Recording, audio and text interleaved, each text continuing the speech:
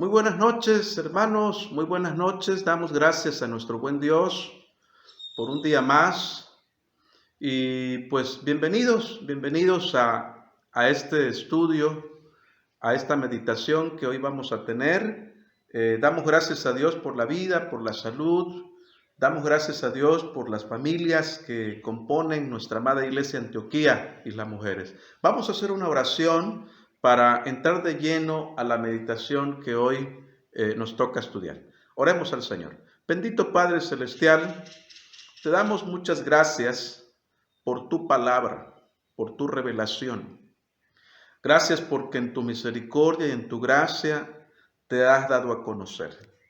Bendito Dios, ayúdanos a atesorar, ayúdanos a amar tu santa palabra, ayúdanos a ser humildes, ayúdanos a ser sencillos al recibir tu palabra, poder no solamente oírla, sino también ponerla en práctica.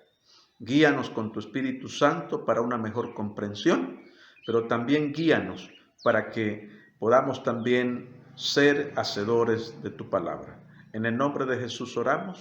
Amén. Bien, hermanos, he estado desde hace algunos días, hemos estado meditando en el libro de Apocalipsis, ¿verdad? Y haciendo una breve recapitulación de lo que hasta hoy hemos hablado, hemos dicho que el libro de Apocalipsis contiene un tema general. El tema general de este libro es la victoria de Cristo y de su iglesia sobre Satanás y sus ángeles. Es curioso, hermanos, que al leer el libro de Apocalipsis podemos notar que aparentemente el mal triunfa sobre el bien. Vemos cómo Satanás persigue a su iglesia. Vemos también cómo hay una aparente victoria de Satanás y sus ayudantes sobre la iglesia. Y aparentemente la iglesia está siendo derrotada, aparentemente la iglesia está pasando por esa derrota y vemos cómo los cristianos son perseguidos, cómo los cristianos mueren en los circos romanos, cómo los cristianos padecen por causa de su fe, padecen por causa del evangelio. Y vemos allá una aparente victoria de Satanás sobre Cristo y su iglesia, pero al final del libro o en el transcurso del libro podemos ver a Jesucristo conjuntamente con su iglesia siendo victoriosos sobre Satanás, sobre el mal. Y al final del libro, en los capítulos 21 y 22, podemos ver cómo el reino de Cristo, el reino de Dios se establece a través de esos cielos nuevos y esa tierra nueva, que por cierto, esos cielos nuevos y esas tierras nuevas son promesas de nuestro buen Dios para los creyentes, para los hijos de Dios, para todos aquellos que han creído en el Señor como Salvador y Señor de sus vidas. El día de hoy vamos a darle continuidad al estudio, al capítulo 1 de Apocalipsis. El domingo pasado estudiamos los versículos 1 al 3 del capítulo 1. Decíamos que estos primeros 3 versículos son la introducción al libro de Apocalipsis. Y esta introducción consta de 3 partes, ¿verdad? Decíamos, haciendo un resumen, una recapitulación, el título del libro, ¿verdad? Es la revelación de Jesucristo. La revelación de Jesucristo es el título del libro, ¿verdad? Vemos allá también que el libro, la palabra Apocalipsis, como ya lo hemos enseñado antes, la palabra Apocalipsis es una palabra en griego que significa revelación. Entonces el título del libro es La revelación de Jesucristo. Segunda cosa que encontramos en esta introducción, encontramos una declaración del origen del libro. ¿Sí? ¿De dónde viene el libro? ¿Quién lo da? ¿Quién lo inspira? Y vemos que lo inspira Dios. El versículo 1 dice que Dios le dio. ¿A quién? a Juan, ¿verdad? A Juan a través del ángel, por medio del ángel, ¿verdad? Lo dio a Juan. Y esa es la segunda cosa que encontramos en esta introducción. Y la tercera cosa que encontramos en esta introducción es una bienaventuranza. El versículo 3 dice, bienaventurado el que lee. Ahí está, una bienaventuranza. Bueno, y vamos a seguir meditando el día de hoy, miércoles 22 de abril. Vamos a seguir estudiando, pero ahora vamos a estudiar solamente el versículo 3, ¿verdad? Es curioso, hermanos, que en el libro de Apocalipsis encontramos mucho el número 7, ¿verdad? El número 7. El número 7, mis queridos hermanos, en el libro de Apocalipsis simboliza perfección, como ya lo hemos también escuchado. Pero no solamente significa perfección, sino que también significa entereza, es decir, algo completo, algo entero. Y cuando la Biblia habla de los 7 candeleros, que son las 7 iglesias, esta palabra simboliza la iglesia universal en todos los tiempos, en el tiempo pasado, presente y futuro.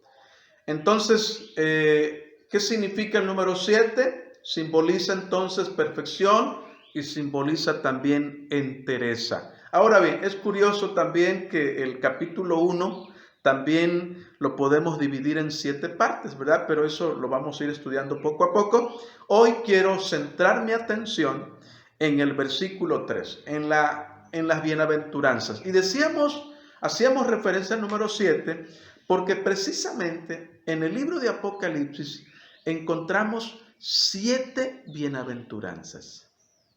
¿Cuántas bienaventuranzas encontramos en el libro de Apocalipsis? Encontramos 7 bienaventuranzas, ¿sí? Y eso es lo que hoy vamos a estudiar. Hoy vamos a estudiar estas 7 bienaventuranzas. Y la primera bienaventuranza, mis queridos hermanos, la encontramos precisamente en Apocalipsis capítulo 1, versículo 3. Dice así, bienaventurado el que lee y los que oyen las palabras de esta profecía y guardan las cosas en ella escritas, porque el tiempo está cerca. La palabra bienaventurado significa ser feliz. Eso significa la palabra bienaventurado. Ser feliz. Feliz. Feliz el que lee. Felices los que oyen las palabras de esta profecía. Y tenemos aquí este sentimiento de felicidad. Cuando el creyente lee, cuando el creyente escucha las palabras escritas en este libro, es feliz, porque no solamente las lee, no solamente las escucha, sino que también vemos aquí en el versículo que las guarda las cosas en ella escritas. El verdadero creyente, mis queridos hermanos, se va a esforzar todos los días para poder vivir de acuerdo a la palabra de Dios. El verdadero creyente va a sacrificar los deseos de su carne. ¿Cuáles son esos deseos de la carne? Esos malos pensamientos, esas malas intenciones que muchas veces el ser humano tiene para hacer ciertas cosas que no agradan a Dios. Entonces, aquí está la primera bienaventuranza. Ok, hermano. La segunda bienaventuranza la encontramos, quiero que tengamos allá nuestras Biblias en mano y vamos a ir estudiando estas 7 bienaventuranzas. La segunda bienaventuranza la encontramos en Apocalipsis capítulo 14. Apocalipsis capítulo 14, versículo número 13. La palabra de nuestro Dios dice: oí una voz que desde el cielo me decía, escribe, bienaventurados de aquí en adelante los muertos que mueren en el Señor. Sí, dice el Espíritu, descansarán de sus trabajos, porque sus obras con ellos siguen. Esta bienaventuranza encontró una esperanza. ¿Cuál es la esperanza que encontramos en esta segunda bienaventuranza? Dice aquí, bienaventurados los que mueren en el Señor.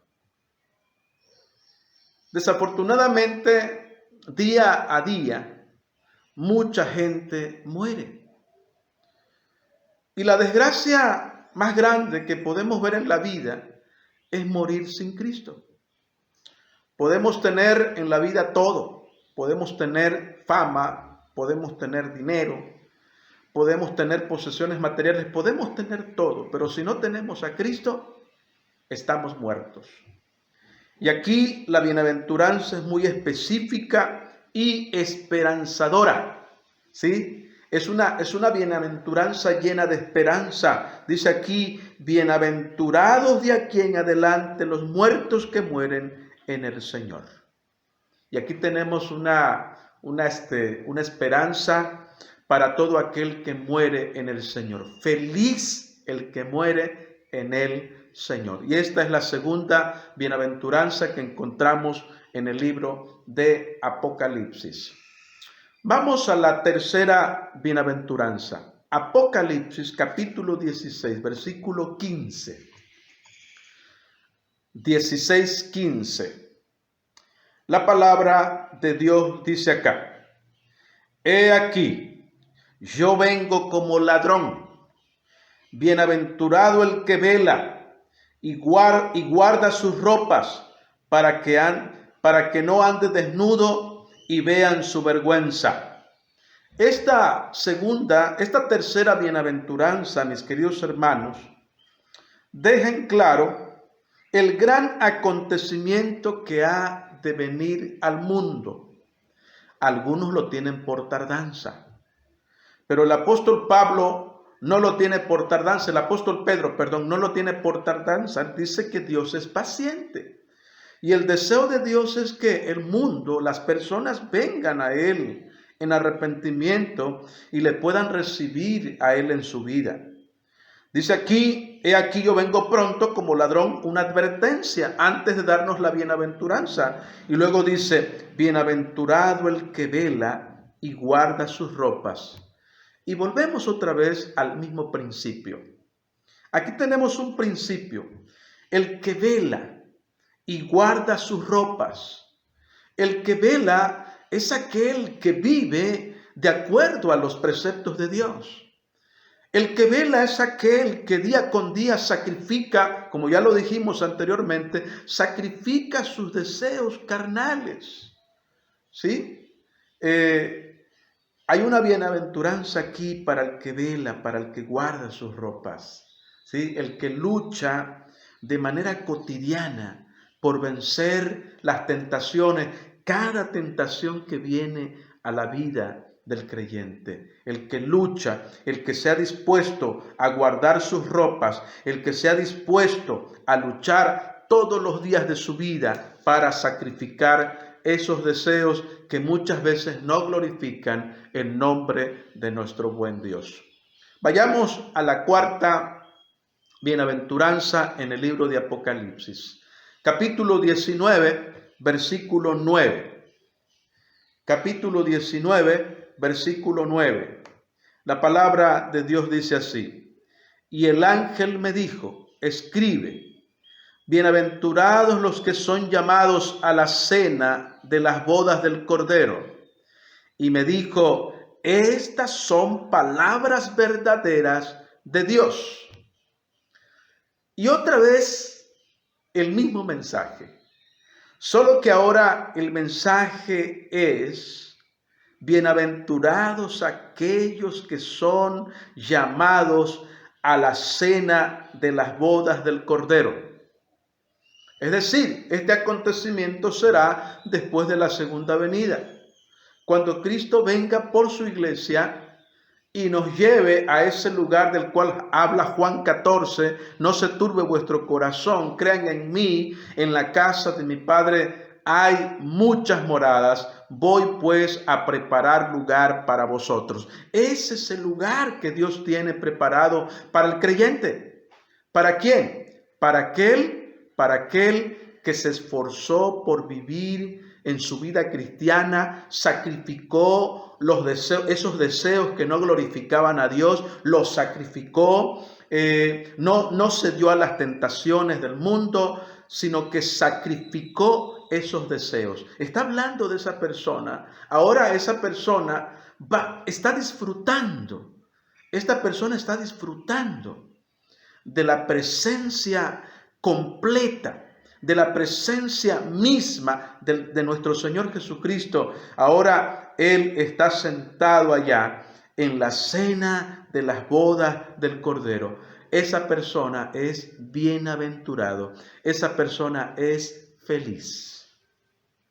Bienaventuranza número 5. Ya vamos terminando. Capítulo 20, versículo 6. Capítulo 20, versículo 6. Bienaventurado y santo el que tiene parte en la primera resurrección. La segunda muerte no tiene potestad sobre estos, sino que serán sacerdotes de Dios y de Cristo y reinarán con él 1000 años. ¿Verdad? Aquí tenemos la bienaventuranza número 5 y tiene que ver también, si ya nos dimos cuenta, tiene que ver con esos tiempos finales, ¿verdad? Habla aquí de la primera resurrección, es decir, nosotros inevitablemente, físicamente algún día hemos de morir, primera muerte. Pero la persona que muere sin Dios tiene una segunda muerte. Pero la persona que muere en el Señor, la persona que acepta a Jesucristo como su Señor y Salvador, ya no va a morir una segunda vez, sino que en lugar de morir una segunda vez, vivirá. Hay una primera resurrección. La primera resurrección, ¿cuál es? Esa, cuando Cristo venga en su segunda venida, de la cual habla el apóstol Pedro en primera de Tesalonicenses capítulo 4, dice, y los muertos en Cristo resucitarán primero. Esa es la resurrección única que los creyentes en Jesucristo hemos de tener, y vamos a estar disfrutando otra vez de la presencia de Cristo y vamos a reinar con Él, porque así lo ha prometido el Señor. Bienaventuranza número 6. Capítulo 22, versículo 7. La palabra de Dios dice allá, he aquí, vengo pronto. Bienaventurado el que guarda las palabras de esta profecía de este libro. Y otra vez la misma idea. Dice aquí, vengo pronto. Pero el que guarda las palabras de esta profecía es bienaventurado. ¿Por qué bienaventurado? ¿Por qué es feliz aquel que guarda las palabras de esta profecía? Porque cuando Cristo venga en su segunda venida, esa persona que guardó, esa persona que vivió a la luz de la santa palabra, en obediencia a la santa palabra, ahora va a disfrutar de esa promesa de estar en el cielo con el Señor. Hermanos, muchos de los oyentes, muchos de los lectores originales, hermanos, padecieron por el Evangelio, murieron por causa del Evangelio, inclusive Juan murió por causa del Evangelio, pero después de esa muerte primera, ellos resucitarán para una vida eterna. Y esa es la promesa para nosotros también. Y por último, mis queridos hermanos, ya para terminar, la bienaventuranza número 7, capítulo 22, versículo 14. Dice así, bienaventurados los que lavan sus ropas para tener derecho al árbol de la vida y para entrar por las puertas en la ciudad. Y otra vez la misma idea. Si se dieron cuenta, hermanos, todos los versículos, todas las bienaventuranzas que leímos ahora, tienen que ver con la segunda venida y con ese deleite que vamos a tener todos aquellos que decidimos seguir a Cristo en cuerpo y alma, que decidimos amar a nuestro Señor, a nuestro Dios con todo nuestro corazón, con toda nuestra alma y con toda nuestra fuerza. Y que también tomamos la decisión de amar a nuestro prójimo, porque, hermanos, una persona que no ama a su prójimo no va a heredar el reino de Dios. El requisito para que nosotros podamos disfrutar de estas promesas aquí reveladas es amar a Dios como primer requisito y amar a nuestro prójimo. Que no se nos olvide, hermanos. Vamos a hacer una oración para terminar con esta meditación. Bendito Padre Celestial, gracias por tu palabra. Gracias porque eres bueno. Confirma tu palabra en el corazón de todos nosotros. Con la unción de tu Santo y bendito Espíritu, en el nombre de Jesús. Amén. Amén. Mis queridos hermanos, nos escuchamos el próximo domingo a las 7 de la noche. Que el Señor les bendiga.